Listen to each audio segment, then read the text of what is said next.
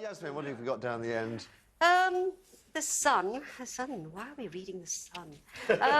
Britain's #1 paper. It's good. I know, Find out what people I'm such think. a snob. I have to wash my hands every time I read it. Page 2, Balls kicking for 10p franc. Ed Balls, who's very close to Gordon Brown.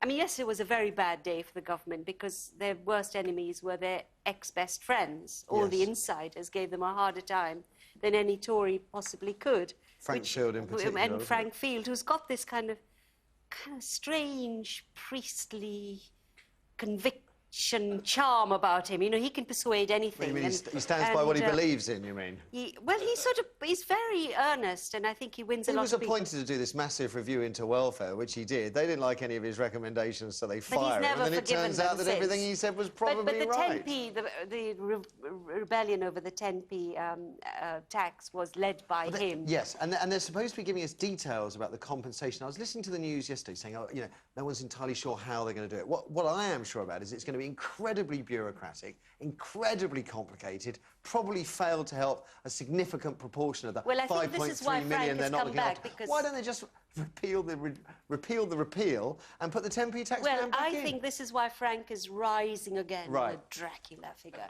because he was... You really don't like him, do you? Well, he scares me, I must say. He scares me with this kind of intensity. But just a few days ago, he was placated because promises were made of a package. And I don't think he's very pleased with what he's been offered. He's suddenly woken up. So anyway, so Balls came out defending the Prime Minister. No, Mr. Biggins. No.